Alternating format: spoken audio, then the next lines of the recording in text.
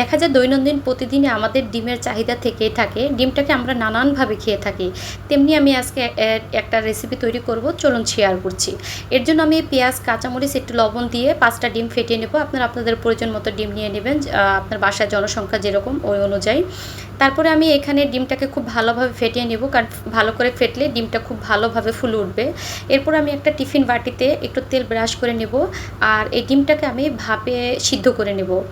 আমি চুলায় ভাপে বসিয়ে দিলাম। এরপর নামিয়ে আমি পিস পিস করে কেটে নেব। আর এখানে একটা মশলা তৈরি করব আমি। এর জন্য আমি এর মধ্যে জিরা, কাজু বাদাম আর হচ্ছে একটু কাঁচামরিচ দিয়ে মশলা তৈরি করে নেব। আর একটা ফ্রাই প্যানে আমি ওই যে পিস করে রেখেছি যে ডিম ভাপাটা, ওইটাকে একটু ভেজে নেব, সাথে একটু আলু ভেজে নেব। আলুটাকে সিদ্ধ করে নিয়েছি আমি।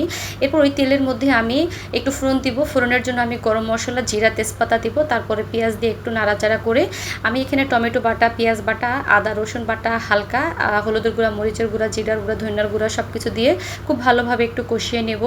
কষানো হয়ে গেলে আমি ওই যে ব্লেন্ড করে রেখেছিলাম যে কাজু বাদাম, জিরা আর হচ্ছে কাঁচামরিচ, ওই পেস্টটা দিয়ে দেবো। দিয়ে এটাকে আবার খুব ভালোভাবে মিক্স করে নেব। নিয়ে আমি মশলার সাথে খুব ভালোভাবে মিশিয়ে নেব আর ভালোভাবে কষিয়ে নেব, যাতে কাঁচা কাঁচা গন্ধ না আসে। এরপর আমি ওই যে ভেজে রেখেছিলাম যে আলুটাকে, ওইটাকে দিয়ে আমি একটু আবার এটার সাথে মশলার সাথে মিক্স করবো। আর যেহেতু আলুটা সিদ্ধ করা, হতে সময় লাগবে না। এরপর ওই যে ভাপা যে ডিমটাকে ভেজে রেখেছিলাম, ওইটাকে দিয়ে আমি আবার একটু নাড়াচাড়া করে নেব। নিয়ে আমি এর জন্য দুধ ব্যবহার করব। আর দুধের ক্ষেত্রে আপনারা লিকুইডও দিতে পারেন অথবা গুঁড়া দুধটাও গুলিয়ে দিতে পারেন।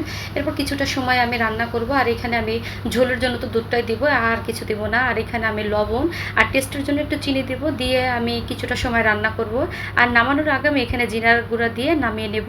এই তো হয়ে গেল আমার ডিমের ভাপা। এই রেসিপিটা আমার কাছে অনেকে জানতে চেয়েছিলেন, যেহেতু আমি রিল আকারে ছোটো ছোটো করে দিয়েছিলাম।